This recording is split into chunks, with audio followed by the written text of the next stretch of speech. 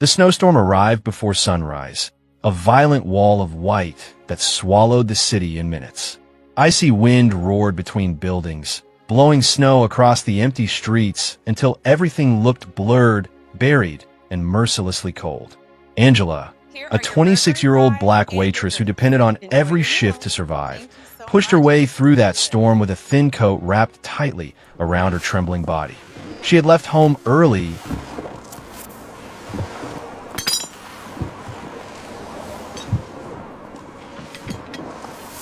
Every step felt like forcing her way through frozen air that bit into her skin.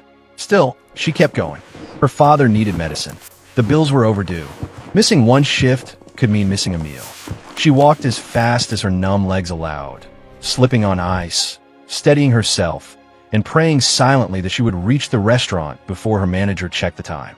But when she finally reached the back door of the restaurant, breathing hard, face burning from the cold, clothes soaked through, she already knew something was wrong. The manager stood there with his arms folded, jaw clenched, and disappointment written across his face as though he had been waiting specifically for her to fail. "You're late, Angela," he said sharply the moment she stepped inside. Angela tried to catch her breath. "Sir, the storm, the roads. I walked the whole way. I warned you last week," he cut in. "We can't keep someone who can't show up on time." "Please, sir," she pleaded. "This will not happen again. I promise. I'll leave home even earlier. Just please don't fire me. My father is sick. I am the only one earning." But he shook his head without a trace of mercy. "We've made our decision. Today was your final chance. You're terminated effective immediately." The word terminated hit her like a physical blow. For a second, she stood frozen, unable to breathe. Her hands shook violently from more than the cold. She had given 3 years of her life to this place, working double shifts, covering for others, swallowing humiliation, keeping her smile even when her heart was breaking. And they threw her out in one moment, because of a storm she could not control. "Sir, please," she whispered again, barely audible. But he had already turned away. The conversation and her job was over. Angela walked out of the restaurant slowly, each step heavy. When she pushed open the back door, a blast of icy wind hit her full in the face, making her gasp. Snowflakes gathered on her eyelashes. Her breath came out in ragged, shaky clouds. She began to walk, but the world looked darker now, weighed down not just by the storm but by the emptiness left inside her. The journey home felt endless.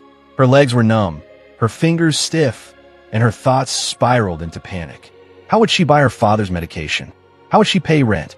How would she survive? When she finally reached her small house, a narrow, aging structure on the edge of a struggling neighborhood, she could barely lift her hand to knock. She opened the door quietly, hoping her stepmother, Victoria, wouldn't be in one of her moods. But the moment Angela stepped inside, Victoria's voice cut through the air like a knife. "Where have you been? You're late again, Angela." Angela swallowed hard. "Victoria, I lost my job." Victoria's eyes widened, not with worry, but with pure rage. "What? You useless girl. How could you let this happen?" "I tried," Angela whispered. "The snowstorm slowed everything. I walked through it. I did everything I could. You always have excuses." Victoria snapped as she stormed closer. "Who will pay the bills now? Who will buy food? Who will keep this house running? Certainly not your paralyzed father." Angela flinched at the harshness. "Please don't talk about him like that." But Victoria was past reason. She grabbed Angela by the arm and shook her with cruel force. "You lost your job. Do you hear me? You're worthless. A burden." Angela gasped as Victoria shoved her backwards. She stumbled, hitting the floor hard with her knees. Her father, Mr. Johns, lay in the bedroom doorway on his hospital bed, watching everything with wide, helpless eyes. Paralyzed and silent, he could not call out, could not stop the cruelty happening to his daughter, could not protect the child he loved. "Victoria, please," Angela cried softly. "I'll find a new job. I'll work anywhere. Just give me time." "No," Victoria screamed. "Get out of this house. If you can't earn, you don't belong here." Angela froze. "Out? In this weather? I have nowhere. I don't care." Victoria shouted. She yanked Angela to her feet, dragged her to the door, and pushed her outside. "Victoria, stop!" Angela begged, her voice breaking. Please don't do this." but the door slammed shut in her face. For several seconds, Angela stood there, stunned, snow falling on her hair and lashes. The wind whipped around her, freezing her tears before they could fall. She placed her palm against the closed door, hoping, just hoping, that Victoria would open it again. Her father's soft grunts of distress came from inside, but there was nothing he could do. Finally, with no other choice, Angela turned and walked away. The snowstorm swallowed her immediately. She wrapped her shaking arms around herself and forced her feet to move. Her vision blurred with tears. Her heart felt crushed. She didn't know where she was going, only that she had nowhere left to stay. Minutes passed, then hours. Her steps grew weaker. Her breath trembled harder. She was cold, hungry, exhausted, and completely alone. And then, suddenly, she felt something warm and gentle land on her shoulder. Angela flinched, confused. She turned slowly. A tall, handsome man stood behind her, his dark coat covered in snow, his eyes deep with concern. His presence radiated warmth in the middle of the freezing storm. She couldn't explain why, but the moment she saw his face, the wall she had been holding up all morning shattered. Her knees gave out. She fell into the snow and began to cry uncontrollably. Not because of the cold, but because for the first time all day, someone looked at her with kindness. For a moment, Adrian simply watched her cry, his breath forming soft clouds in the frozen air. He had seen people in distress before, employees overwhelmed by work, strangers on the streets struggling with life, but nothing had hit him the way this young woman's collapse did. Angela wasn't just crying. She was breaking apart piece by fragile piece in the middle of a storm that didn't care whether she lived or fell. Her sobs came from a place so raw that Adrian felt something tighten painfully in his chest. He stepped closer and knelt down beside her, ignoring the snow soaking into his coat. He placed a careful hand on her shoulder, firm enough to anchor her, but gentle enough not to frighten her. "Hey, it's all right," he said quietly. "You're safe now. I'm here. You don't have to stand in this storm alone." Angela tried to speak, but her lips trembled uncontrollably. The words stuck in her throat. She tried again, only to let out another broken sob. Adrian immediately shook his head. "Don't force it," he whispered. "You're freezing and exhausted.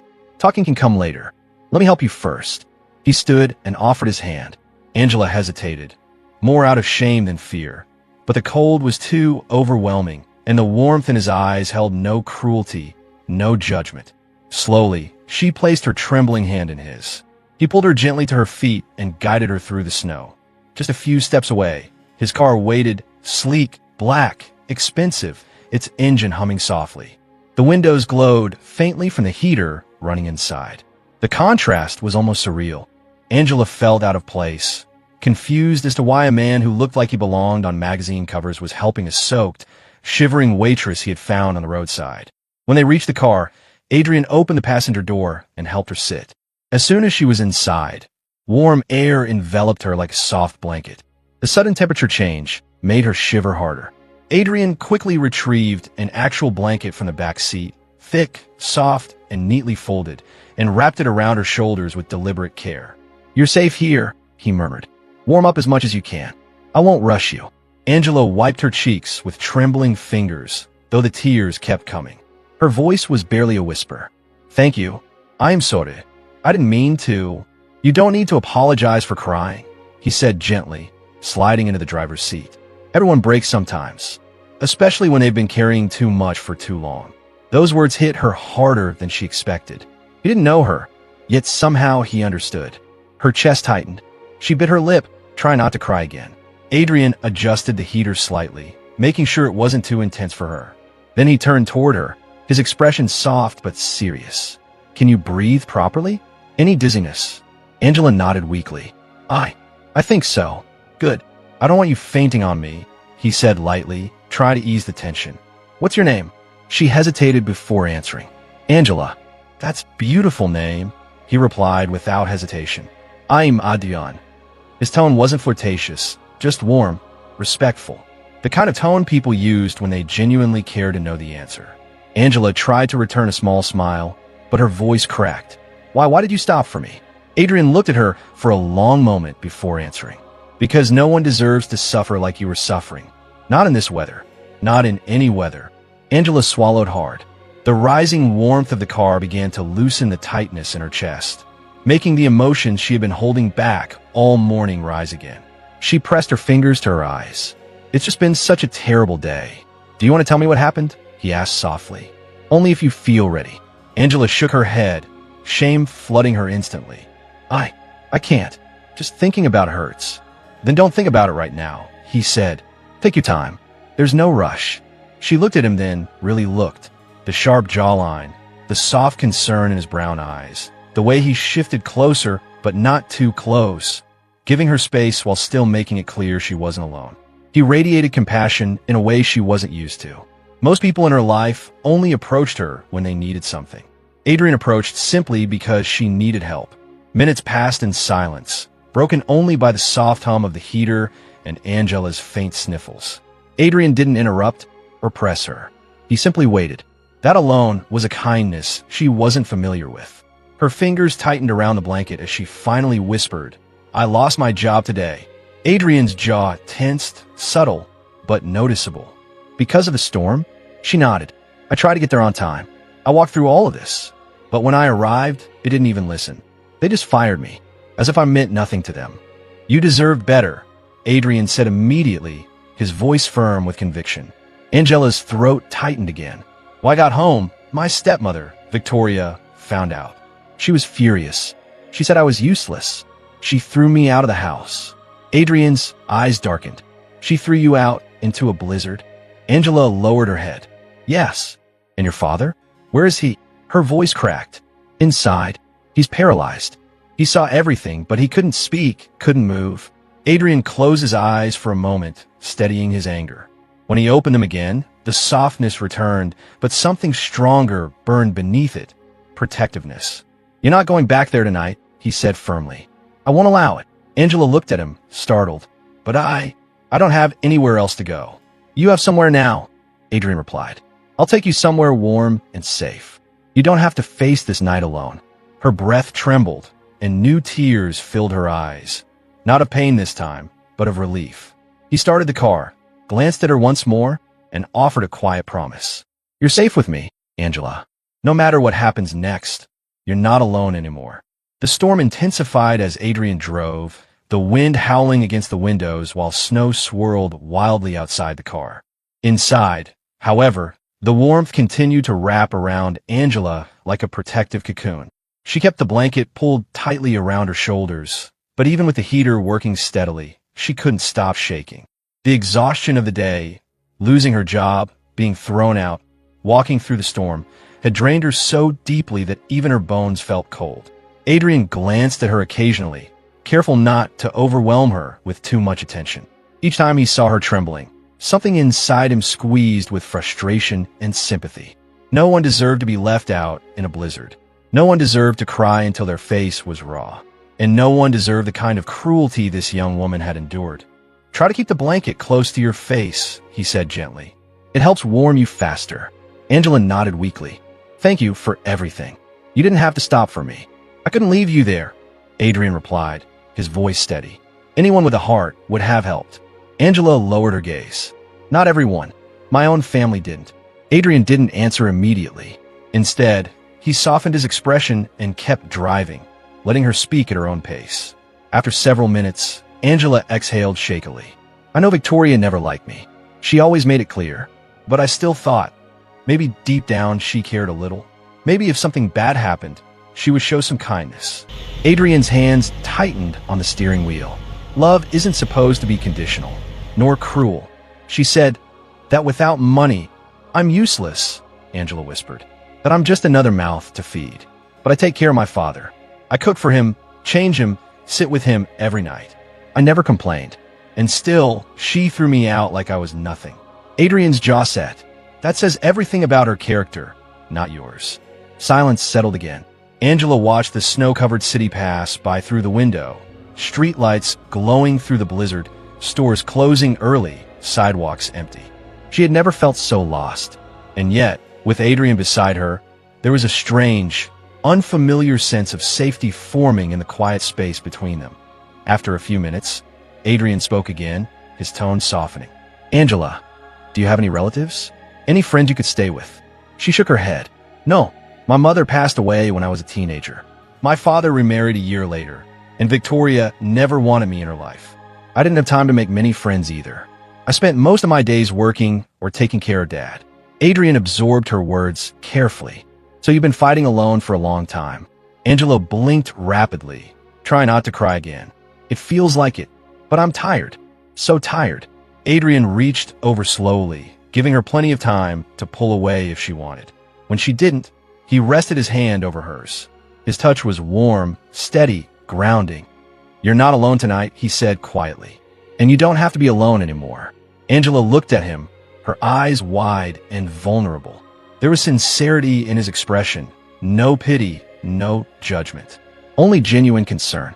Something inside her chest loosened. Where are we going? She asked softly. A safe place, Adrian answered. Somewhere warm. Somewhere you can rest. You don't even know me, Angela whispered. Why are you being so kind? Adrian kept his eyes on the road, but his voice carried a quiet truth. Because sometimes the world gives us moments where we can choose to be human, to help. And maybe I've been too used to watching people suffer from a distance. I refuse to do that today. Angela felt another wave of emotion rise, but this time it wasn't from pain. It was from the startling realization that kindness still existed. The car eventually turned off the main road and entered an upscale district Angela had never been to before. Mansions with iron gates lined the snowy streets. Driveways sparkled with soft lights. Every house seemed pulled out of another world, one she could never imagine belonging to. Angela's heart pounded. Adrian, this area. He offered a faint smile. My home is nearby. Don't worry. I'm not taking you anywhere unsafe. Angela swallowed hard. Your home. Yes. And before you panic, let me be clear. I'm not expecting anything from you. I'm offering shelter, a warm place to sleep, food, safety. That's all. Her eyes softened. You really mean that? Ido. They pulled up to the gates of a large mansion, elegant but not showy, designed with clean lines, soft lighting, and snow-covered pines surrounding the entrance. The gates opened automatically as the car approached. Angela stared through the window, speechless. She had expected a simple apartment or maybe a safe public place, but not this. Not a billionaire's home. When Adrian parked near the front steps, he turned to her again. Can you walk? Or should I help you inside? Angela shook her head quickly, embarrassed. I can walk. She tried. The moment her feet hit the ground, her legs nearly buckled. Adrian caught her instantly, steadying her with both hands. Easy, he murmured. Your body is exhausted. He simply helped her up the steps, holding her carefully as though afraid she might break. Inside, warmth rushed over her like a tide. The mansion's interior was spacious but welcoming. Soft golden lights, warm wooden floors, gentle colors that soothed the senses. A large fireplace crackled in the main hall, filling the air with a comforting scent of burning cedar. Angela's breath trembled. It's beautiful. I'm glad you think so, Adrian replied gently. Come sit near the fire. You need to warm up slowly. He guided her to a comfortable armchair close to the fireplace. Angela sank into it, feeling the heat spread across her frozen skin. Adrian disappeared briefly and returned with a thick towel, a bottle of water, and a soft robe. Here, he said, you're soaked from the snow. Change into this robe when you feel ready.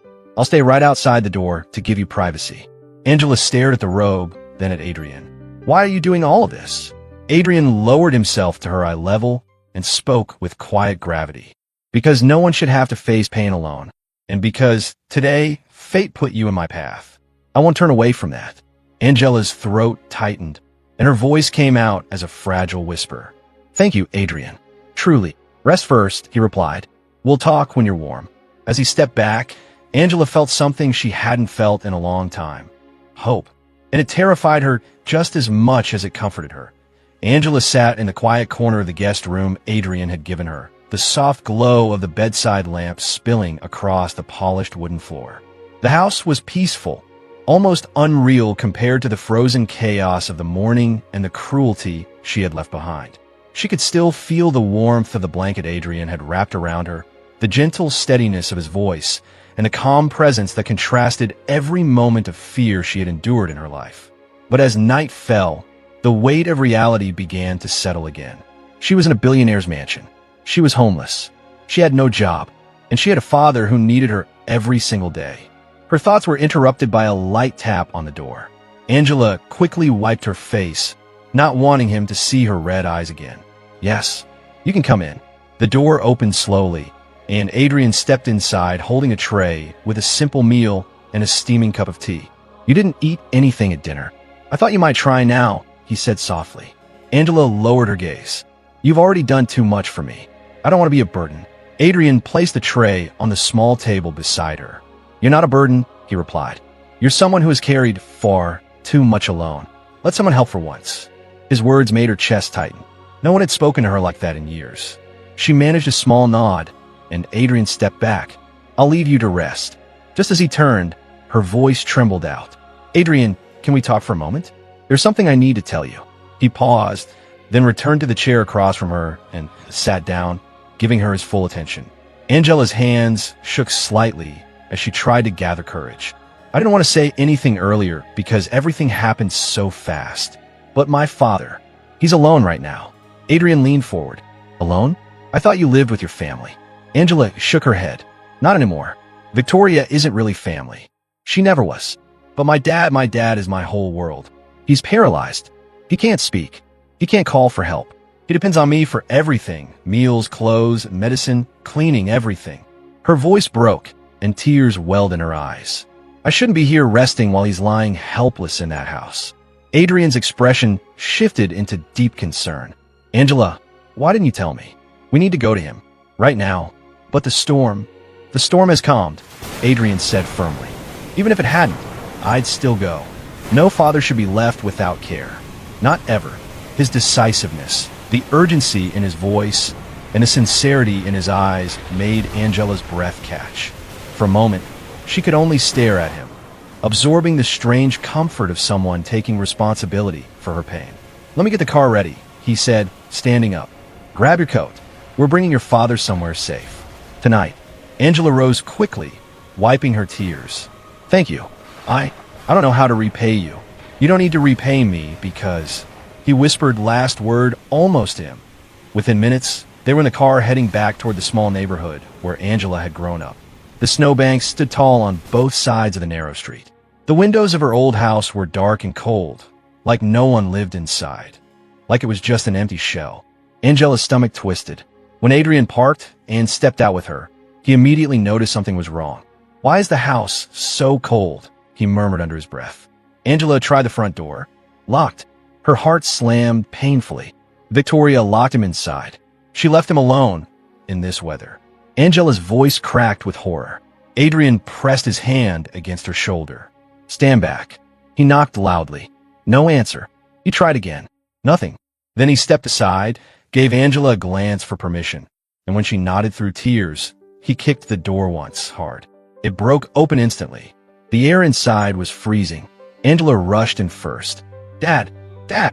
She ran into the small living room, and there he was, Mr. Johns, slumped in his wheelchair, shivering, unable to call for help, his frail hands trembling. His eyes widened when he saw her. Angela fell to her knees. "Dad, I'm so sorry. I'm so sorry." Her father couldn't speak, but a tear rolled down his cheek. Adrian immediately removed his coat and wrapped it around the elderly man. "He's freezing. Angela, he needs warmth and medical attention." Angela stroked her father's face, her tears falling freely. "I'll take care of you. I promise. I'm not leaving you again." Adrian stepped back for a moment, taking in the scene. The broken door, the freezing interior, the silent suffering of a man who had endured more than anyone should. His jaw tightened. "Angela, he's coming with us. Tonight. No argument." She nodded instantly. "Yes, please." Adrian lifted Mr. Johns gently, carrying him as though he weighed nothing. Angela walked beside them, holding her father's hand the entire way to the car. When they reached Adrian's mansion, the staff rushed forward to help. Adrian's personal doctor was already waiting, called by him during the drive without Angela noticing. They placed Mr. Johns in a warm guest suite and began giving him proper medical care. Angela stood by the door, overwhelmed, watching a level of compassion she had never witnessed in her life. After the doctor finished, he reassured her, He'll be fine now. He was dangerously cold, but you brought him in time. Angela exhaled shakily, her knees almost giving out. Adrian steadied her by the arm. He's safe now. Angela looked at him with a depth of gratitude that words could not hold. Adrian, you saved him. You saved us. I only did what any decent person should, he said softly. You deserve safety. You deserve help. And he deserves dignity. Angela wiped another tear. No one has ever treated us with this much respect. Adrian met her eyes. Get used to it. His voice was calm, yet something sincere and protective flowed through it. Something that made her heart flutter in a way both strange and comforting. That night, as Angela sat beside her sleeping father in Adrian's warm guest suite, she finally felt something she had not felt in a very long time. Hope. And in the quiet moments before dawn, she realized something else too. Adrian had entered her life like a storm, but unlike the snowstorm that destroyed everything, he had arrived to rebuild what was broken. The next morning arrived quietly in Adrian's mansion. Soft sunlight filtered through the wide windows, casting a gentle brightness over the guest suite where Mr. Johns lay resting. Angela had not slept all night. She sat beside her father, holding his hand, making sure he was comfortable, checking his blanket, wiping his forehead as though afraid he might vanish if she looked away for even a moment. Every so often, she would glance around the luxurious, peaceful room and wonder if she was dreaming. The warmth, the silence, the care, none of it matched the chaos she had escaped hours earlier. For the first time in years, her father was lying somewhere clean, warm, and safe. No cruel voice barking orders. No fear of being locked inside a freezing house. No dread of what tomorrow would bring. When the door opened quietly, Angela straightened her chair. Adrian entered carrying a tray of breakfast, fruit, oatmeal, toast, and tea. He gave her a warm, respectful look. You haven't eaten anything since last night. Angela shook her head softly. I couldn't. I needed to be here with him. Adrian set the tray down on the small table. He's stable. The doctor said he slept peacefully. You should take care of yourself, too. Angela lowered her gaze. I'm not used to being taken care of. Adrian exhaled slowly, sitting down in the chair across from her. You've lived in survival mode for too long. Angela, this isn't how life is supposed to be, and definitely not how you or your father should be treated.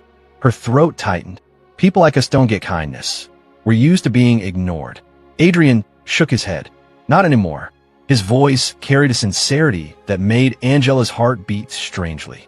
She looked at him carefully, his tired eyes, the faint shadows under them. You didn't sleep either, did you? She whispered. He looked away, a small smile forming. I wasn't going to rest until I knew he was safe and you were okay. Angela felt something warm expand her chest. No one, not even in her childhood, had ever shown her this depth of concern. A nurse knocked on the door, entered briefly, checked Mr. Johns, then left. For a few moments, only the soft breathing of her father filled the room. Finally, Angela spoke again. I want to thank you for everything. For going back with me. For breaking the door. For not giving up on us. You don't have to thank me, Adrian replied gently. You needed help. I helped. That's all. It's not all. Most people would have driven past me in the snow and never looked back. Adrian held her gaze. But I'm not most people. Angela blinked slowly, surprised by the intensity in his voice. Before she could respond, her father stirred in his sleep. Angela immediately leaned forward, gently placing her hand on his chest. It's okay, Dad. You're safe. I'm here. Mr. Johns blinked weakly, eyes shifting between Angela and Adrian. Adrian stepped closer so the man could see him clearly. Sir, my name is Adrian.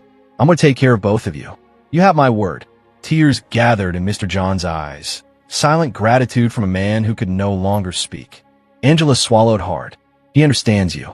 He remembers facial expressions. Adrian nodded with full respect. Then I'll make sure he sees nothing but reassurance. Angela touched her father's cheek. You're not going back to that house, Dad. Ever again. Adrian stood quietly beside them. He waited until Angela wiped her tears, then spoke gently. Angela, may I ask something? She looked up carefully. Yes. What do you want now?